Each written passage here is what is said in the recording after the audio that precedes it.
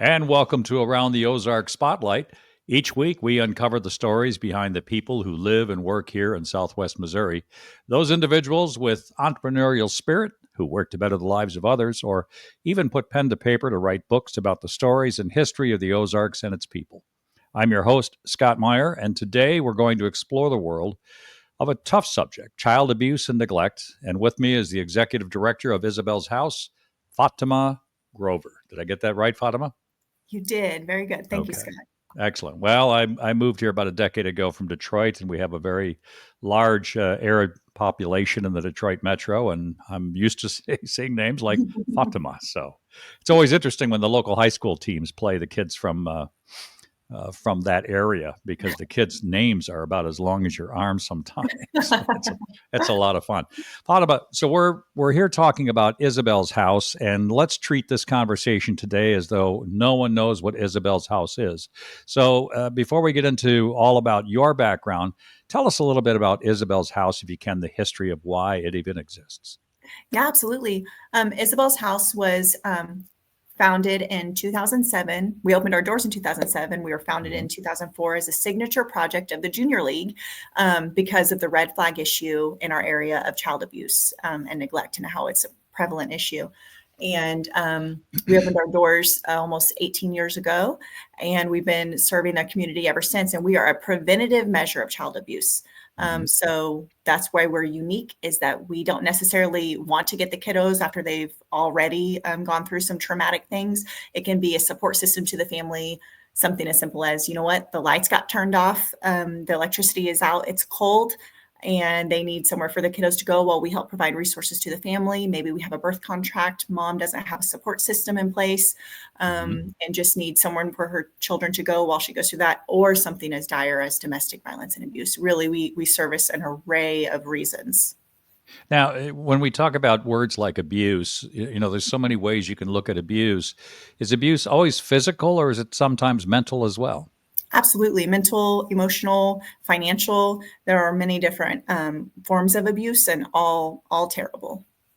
One of the things that, and I enjoy always talking with nonprofits, I've served on many boards myself, but one of the things that always intrigued me here in Springfield is we've got about 3,400 plus nonprofits that are involved in various activities here locally, serving a big part of the southwestern Missouri. Uh, Obviously, in 2007, the Junior League found a need. Yes, Well, absolutely. is there any overlap there, or do you work in conjunction with some other programs that are out there? Oh, absolutely. I mean, that's the great thing about our Ozark area, our community, Springfield, and surrounding areas. Everyone collaborates. We work together. We have various community partners.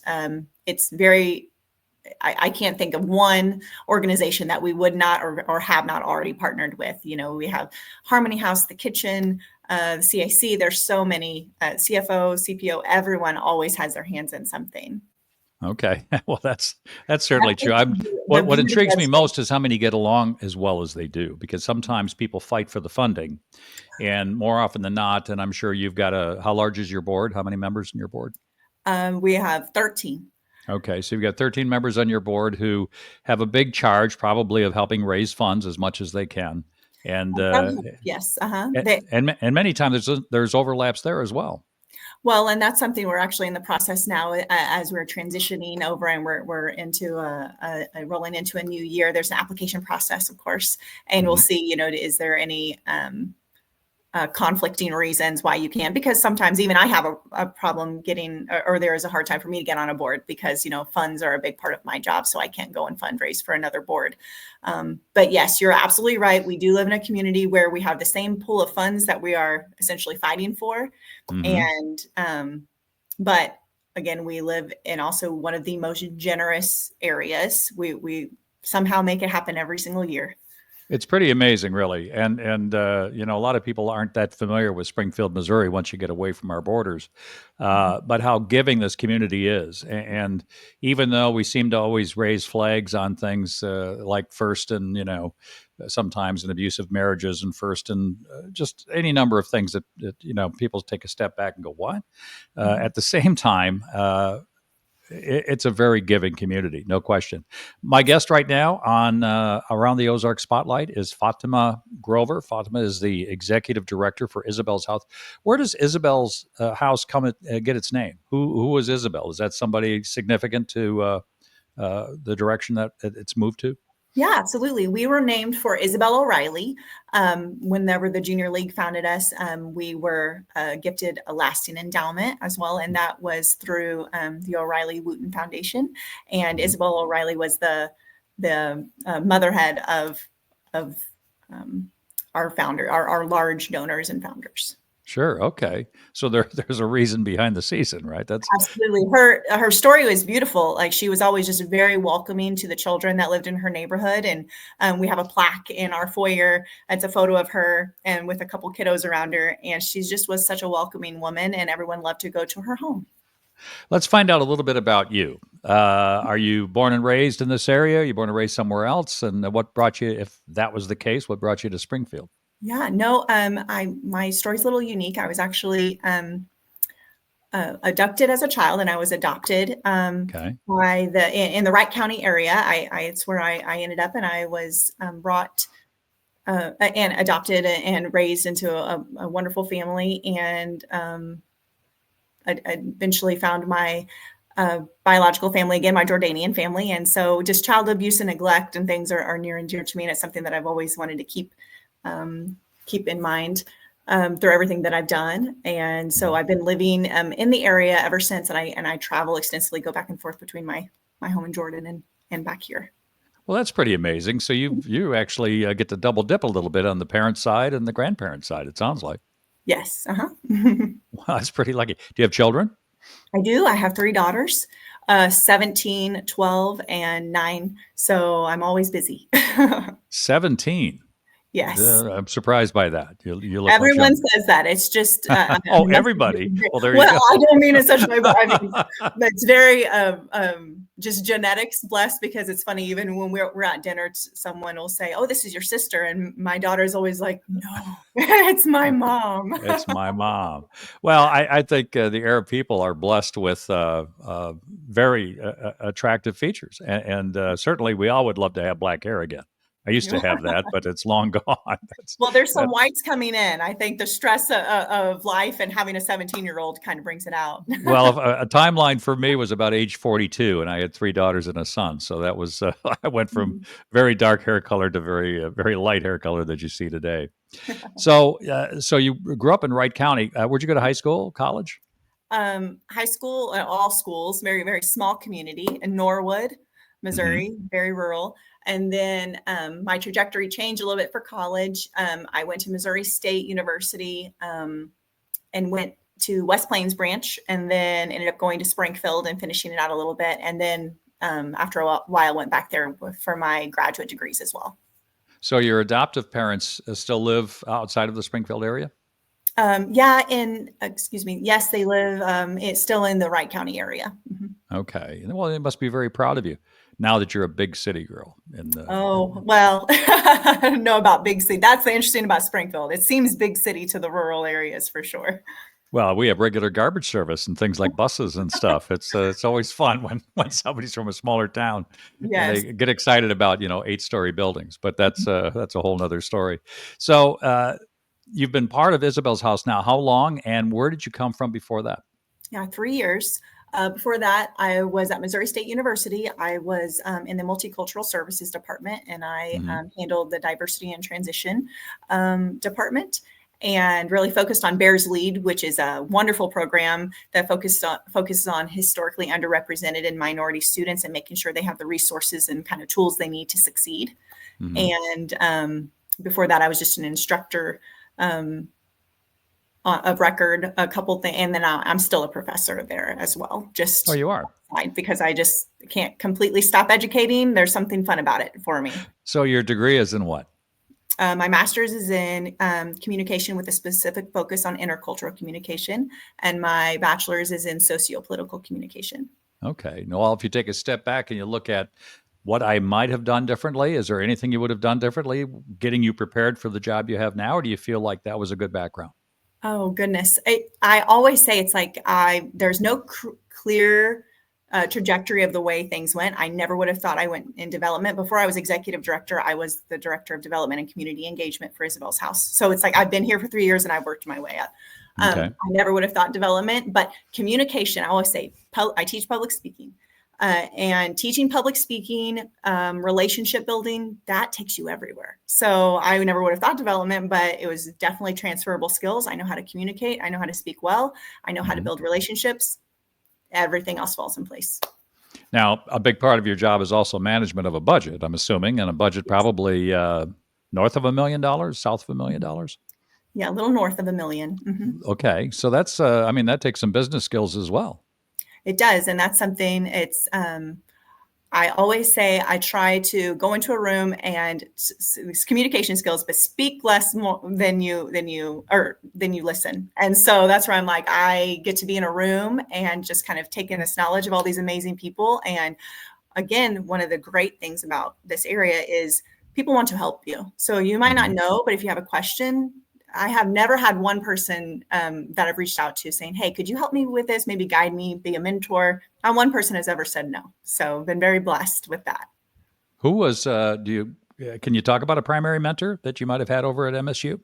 At MSU? Well, yeah. At MSU specifically, my mentor was Dr. Carissa Holscher. She was fantastic. She still is. Now she's moved up, and I can't remember her official title, but she's in the graduate college, I believe. And she was just someone who, and I remember I was almost in tears at one of the first meetings I went to, and I was ready to go home when I had just started my grad degree, and I did not think that I was going to be able to get through. I just felt a lot of imposter syndrome it took to get to where I'm at. And I remember she kind of just stopped me and she said, are you okay? And I said, no, I'm fine. And it was just that little bit of noticing in the room and then just offering you to come in and that just building up that confidence. She was fantastic. She still is. If I send her a text message, she'll answer me in a second. She sets up meetings for, to check in with me. It's just being there. It's just being present and then offering her guidance. She's one of the smartest women I know. So leaving something like the university to go to not private business, but certainly nonprofit business, did they come for you, Fatima, or did you inquire about their opportunity? Honestly, it was just, it was not an expectation. I was actually applying for a whole other position and it was very extensive process. And it was about 2 months into it and I had made it was hundreds of applicants. I made it to the final 3 and I was a little nervous that I wasn't going to get it. I was ready to pivot and transition out of that. I knew my growth. I was at a certain point at the university. You just can't go much higher without your PhD. And I did not want to go and get a PhD at that time. And so I knew also my trajectory was I wanted to be a leader somewhere. So I had applied. I saw this director of development position come up and I'm like, oh, these are transferable skills. I'll just give it a go. I'll see. It'll be practice because I don't mind practicing for interviews. And I ended up being offered both positions and I had fought so hard for the other one. It was a communications director position and with the union, it was the whole thing. It was good. And I remember debating this and I'm like, oh, I don't know which one to go to. And just Isabel's house had my heart, my deep love, of course, for children and child abuse and neglect, my own personal story. I went with it. And so I, again, offered both positions and I fully believe I picked the right one. Oh, that's fantastic. Do you consider yourself a type A or type B? Definitely type A. I could see a little bit of that. I could be a type B because I'm like, oh, it just must be a much more simple way of living. When you met your biological parents, do you have siblings? I do. I'm the oldest of everyone. I was 5 whenever I was taken and adopted. So I have 5 siblings on my Baba's side, my biological father's side. And then on my adopted side, I have 2 siblings. And you're the oldest of all of them. I'm the oldest of everyone. So you carry the family torch, if you will. I do. I mean, you gotta live up to some things. We'll be back in a moment with more with my guest, Fatima Grover. Fatima is Executive Director of Isabel's House here in Springfield. You're listening to Around the Ozarks Spotlight, and I'm your host, Scott Meier. Back in just a moment. Welcome back to the second half of today's Around the Ozarks Spotlight. I'm your host, Scott Meier. With me is the executive director locally here of Isabel's House, which is Fatima Grover. In the first half of today's show, we had a chance to learn a little bit about her. We're going to learn a little bit more about the mission of Isabel's House in this half.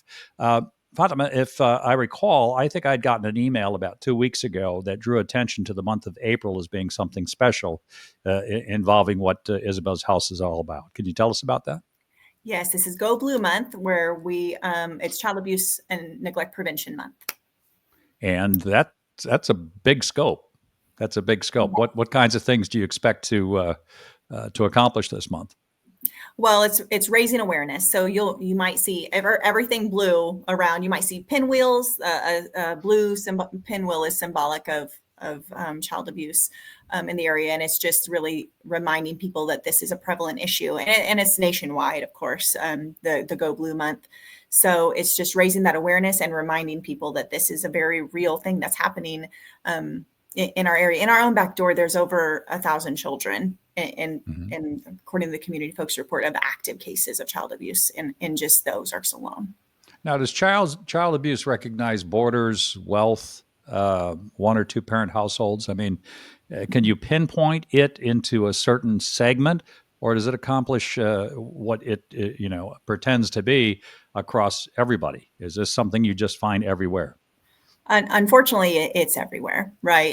It can happen. It doesn't matter if you're wealthy or poor. There is more of a chance, though, when you add in stressors, right? Poverty adds a stressor in where you are going to it's bound to be noticed more, right?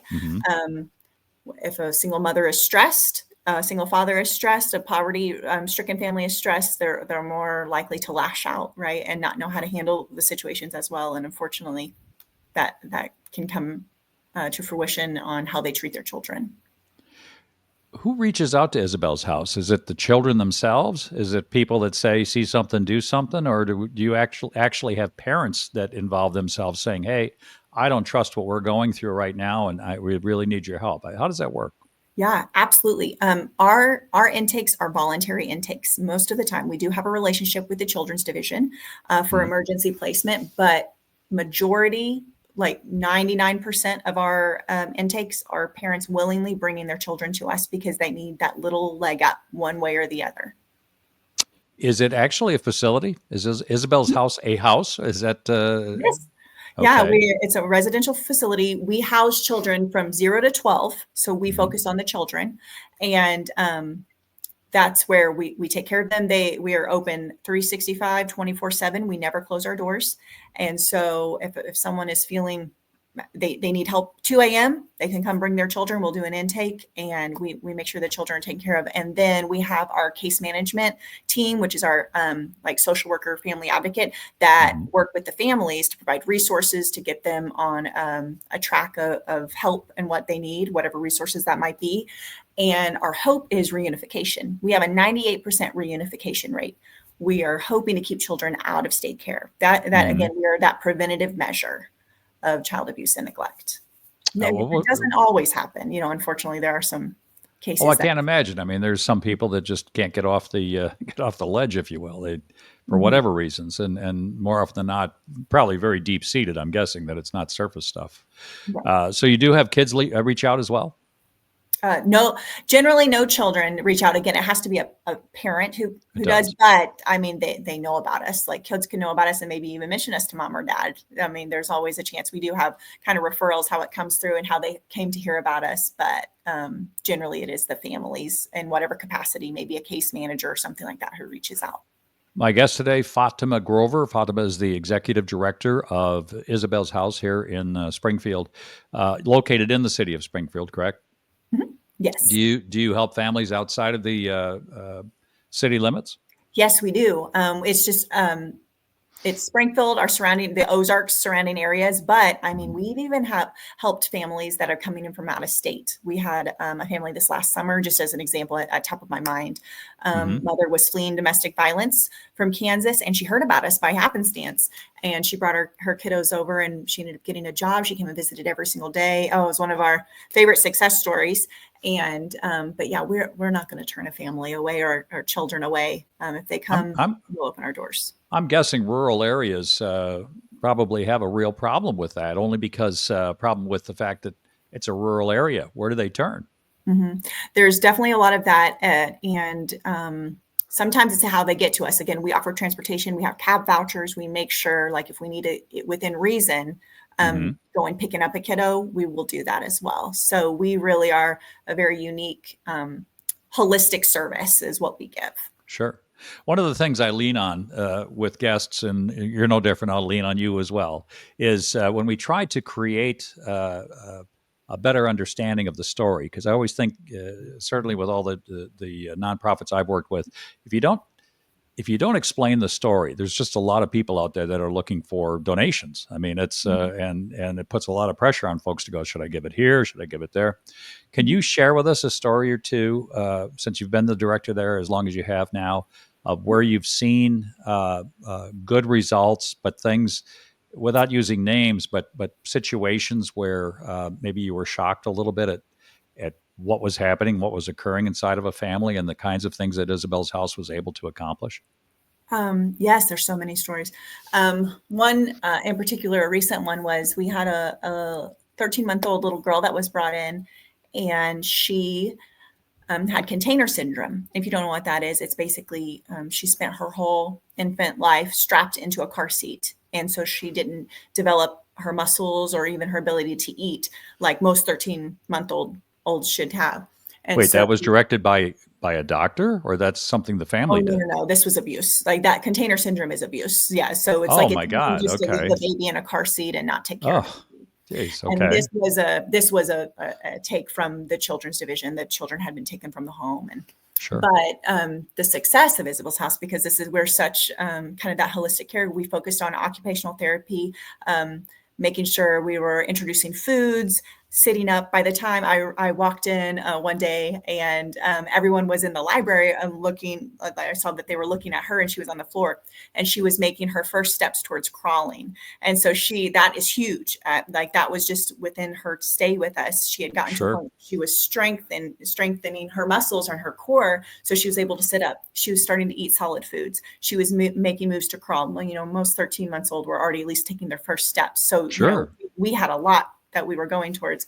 And now by the time she's left and we do check-ins afterwards with our family advocate checks in, this child in particular went with a foster home because Hmm. we couldn't, wasn't fit to go back to that family, um, Right. but thriving now. And that's something I take such pride in because we give such a care to these children. They're loved and just holistically, like not Hmm. physically, mentally, emotionally. And then we even have the kiddos just as simple as they haven't been hugged. They don't know like just the touch and the feeling of a hug. And then by Sure. the time they leave, they love the hugs. They love being read to, right? It's just those little things that also turn into the big things. So there's so many stories I could Right. tell that just are very touching. So, what happens to the parents of a situation like you were just talking about? What Hmm. where do they what do they do? Where do they go? Were they too young? Were they just or I was it a believe, single parent maybe that was on their own and didn't know what else to do? I mean, what? yeah, we have different levels, a lot of mental health issues, as Hmm. a lot of it.